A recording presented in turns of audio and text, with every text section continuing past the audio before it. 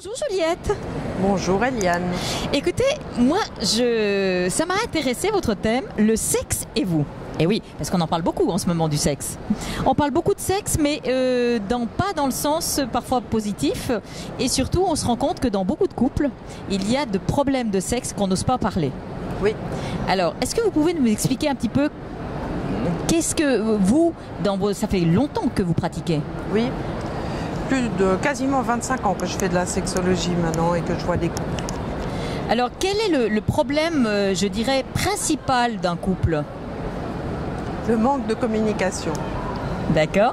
Que doit-on faire? Parce que je vous avais écrit un livre, Le sexe et vous. C'est quand même un titre qui est fort porteur et qui veut dire ce qu'il veut dire.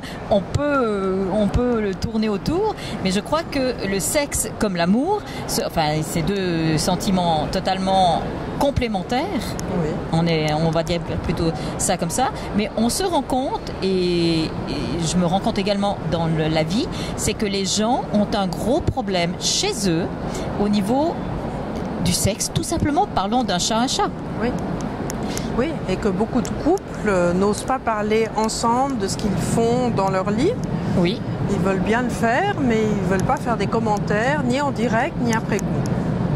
Lorsqu'ils vont vous voir, quel est le problème principal dans la communication pour faire l'amour? Est-ce qu'il y a des demandes où ils n'osent pas faire les demandes? Déjà, juste le fait de venir me voir leur permet d'exposer devant un tiers leurs difficultés et d'être obligés d'en parler. Et souvent, ce qui est assez amusant, c'est que souvent les femmes sont très étonnées que leur homme soit capable de dire autant de choses à une tierce personne, alors qu'elles ont l'impression que quand elles sont seules avec, il ne veut pas dire un mot. C'est étonnant. Oui. Vous avez écrit ce livre, Le sexe et vous, qui est aux éditions Fabre. Pourquoi? Alors je l'ai écrit en décrivant par tranche de 10 ans, de l'enfance au très grand âge, les différentes problématiques sexuelles auxquelles on peut être confronté, qu'on soit homme ou femme. Et l'idée, c'était aussi de donner des pistes de solutions. Évidemment qu'on ne peut pas régler tous les problèmes à travers un livre, mais aussi que pour les gens se reconnaissent, se retrouvent et se rendent compte qu'ils ne sont pas si anormaux que ça. Parce que dans la sexualité, beaucoup de gens pensent qu'ils ne sont pas normaux, ils ne sont pas comme les autres. Les autres, ils ont tous une sexualité torride, régulière, magnifique, jouissive, et puis eux, pas de chance. Ils tirent la langue. Voilà. C'est ça. Donc j'ai mis là-dedans des témoignages des gens qui sont venus me consulter, et puis des lectrices et lecteurs qui m'écrivent, parce que j'écris dans les journaux, ça fait une quinzaine d'années que j'ai des chroniques sexologiques. Et donc quels sont les actuellement dans le magazine Femina et dans le Genève Home Information. D'accord, donc en Suisse. En Suisse, oui, tout à fait. En Suisse romande. Précisons-le, puisque nous avons une culture très... Voilà, on a 4 langues. Hein, donc, voilà. Et pour donner un exemple des différentes questions que je reçois, et puis en faisant le livre, je me suis dit que finalement, les problématiques se répètent et puis ne sont pas les mêmes aussi selon les tranches d'âge des gens. Et c'est pour ça que je l'ai mise par tranche de 10 ans. Parce que je pense que selon les âges et le moment où on est dans sa vie, on n'a pas les mêmes difficultés. On n'a pas les mêmes envies non plus. Non, on n'a pas les mêmes envies. Oui.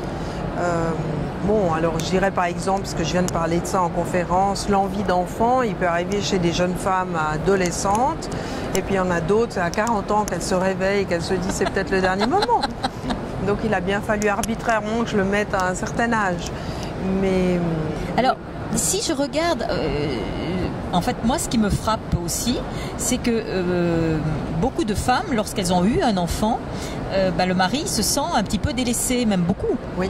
Très délaissé. Il a la sensation que tout l'intérêt est porté sur l'enfant et que lui n'existe plus et n'est que le géniteur ou la personne qui vient apporter l'argent à la maison. Quoique l'argent, maintenant, tous les deux travaillent. Oui. Hein? Oui, mais ce qui se passe souvent aussi, c'est que les hommes qui sont dans cette situation-là, c'est les hommes qui n'ont pas beaucoup investi ni le couple, ni leur fonction paternelle, et qui laissent la femme absolument tout gérer, la maison, l'enfant, les tâches ménagères, et puis ils voudraient qu'en plus, le soir, quand elle se met au lit, elle se mette des dessous coquins et qu'elle ait envie de lui. Eh bien ça marche pas. Ça marche pas. Qu'est-ce que vous leur donnez comme conseil à ces messieurs? Parce que comme ça va être sur la vidéo, donc beaucoup de monde vont le regarder et ça peut peut-être interpeller les hommes qui vont se dire « Ah, j'ai peut-être quelque chose à faire ». Oui. Alors, de sortir de cette logique de besoin et de frustration sexuelle dans laquelle ils sont souvent, parce qu'ils revendiquent leurs besoins, ils ne comprennent pas que leur compagne ne les satisfasse pas. Et puis, justement, de participer plus à la vie du couple, à la vie de la famille, de montrer à la femme qu'elle peut compter sur eux, qu'elle peut partager avec eux. Montrer aussi un petit peu de tendresse et de sentiment d'amour et pas qu'une érection. Hein. On est bien d'accord. Et avec tout ça, souvent, les choses s'arrangent. À partir du moment où l'homme s'implique plus et participe plus, eh ben, la femme va être d'accord d'être aussi assez en écoute. Mais oui. Mais je me rends compte également que dans la tranche de 50 ans, par exemple, vous avez des femmes qui n'ont plus d'envie, ou bien quand elles ont eu les enfants, elles n'ont plus d'envie. Alors, dans la tranche de 50 ans, on est souvent confronté à la ménopause et effectivement, du coup, les hormones sont complètement chamboulées, le cycle s'arrête et il y a beaucoup de femmes qui pensent qu'une fois qu'on est ménopausé, on n'est plus désirable parce que si le corps change. Oui, c'est vrai. Et ne correspond plus à leurs critères à elles. Et c'est souvent elles qui se replient sur elles-mêmes et qui du coup désinvestissent la sexualité ou tout ce qui est de l'ordre de l'érotisme en général. Hein. Qu'est-ce que vous donnerez comme conseil, par exemple, parce qu'on voit aussi en ce moment beaucoup de jeunes filles, là je passe de coq à l'âne, mais beaucoup de jeunes filles qui ont entre 14, 13, 14, 15 ans, 16 ans qui se cherchent, mais qui se cherchent parfois de manière dangereuse. Oui. Parce que il y a tellement de publicités qui font que on met la sexualité en avant et elles sont dans une forme hyper sexuée d'une certaine manière. Et qu'est-ce que vous leur diriez à ces jeunes filles qui peuvent écouter notre interview? Parce que je pense que c'est un conseil important à donner parce qu'elles se mettent tout en avant. En fait, bref, elles s'offrent carrément comme un cadeau. Mais en fait, après, elles sont étonnées de ce qui peut se produire. Qu'est-ce que vous leur donneriez comme conseil? Alors, l'expérience que j'en ai, c'est que souvent, ça cache une carence affective assez profonde.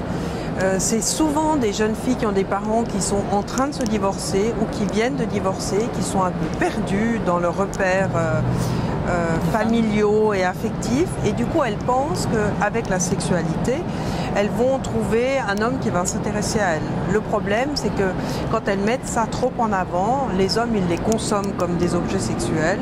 Ils n'ont aucun sentiment et ça ne correspond pas du tout à ce qu'elles recherchent. Et pire encore, ça nuit à leur réputation et à leur crédibilité. D'accord. Donc ce livre, Le sexe et vous, qui est parlant, on ne peut pas dire qu'on ne sait pas ce qu'il y a dedans. Donc en fait, c'est pour donner une réponse de chaque tranche d'âge, homme et femme, le couple ensemble et le couple qui n'est pas ensemble. Oui, alors aussi, parce qu'on n'est pas toujours en couple dans sa vie, parfois on est seul, ou parfois on est dans un couple qui n'est pas très établi. Tout dépend. Par exemple, un des chapitres que je consacre aux hommes qui ont des problèmes d'érection une fois qu'ils ont été quittés, ça peut arriver à n'importe quel âge de la vie, mais très souvent, un homme qui a été quitté par sa femme, surtout pire encore pour un autre homme, se sent tellement dévalorisé qu'il en perd sa virilité au propre et au figuré. Et souvent, ces hommes-là consultent pour des problèmes d'érection.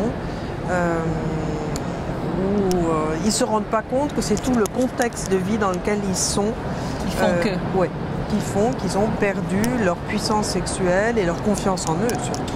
Donc en clair, et je pense que c'est ce qu'il faut peut-être, ce que vous pourriez dire, c'est que une sexologue, c'est pas on parle de sexe et point terminé, parce qu'il y en a qui peuvent se donner des images d'une sexologue, mais vous êtes là plutôt pour les aider à régler, à mieux comprendre leur manière de fonctionner qui parfois n'est pas en adéquation avec leur vie, tout simplement.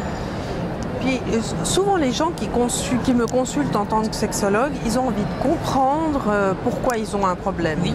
Et je me suis rendu compte qu'il n'y a pas besoin de beaucoup de séances, 2 ou 3 en général suffisent pour faire le tour d'une situation, comprendre qu'est-ce qui coince. Et souvent, ça donne aux gens l'input nécessaire pour trouver après eux-mêmes les solutions.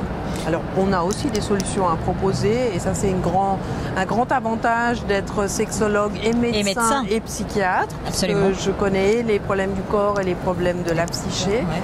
Et je peux donner des médicaments, mais finalement, je me rends compte que surtout les gens ont besoin de comprendre qu'est-ce qui leur arrive. Et une fois qu'on a pu leur expliquer et leur dire qu'ils ne sont pas les seuls, que c'est quelque chose d'assez fréquent et que c'est pas si invraisemblable que ça les soulage beaucoup, ça diminue l'anxiété et ça leur permet de repartir sur le bon chemin. Mais c'est formidable. En tout cas, je vous remercie. J'ai trouvé que ce livre était extrêmement intéressant et que je conseille d'ailleurs à tous nos téléspectateurs. Donc, Dr Juliette Buffat, aux éditions Favre. Le sexe et vous. Merci Juliette. Merci à bientôt. beaucoup. Au plaisir.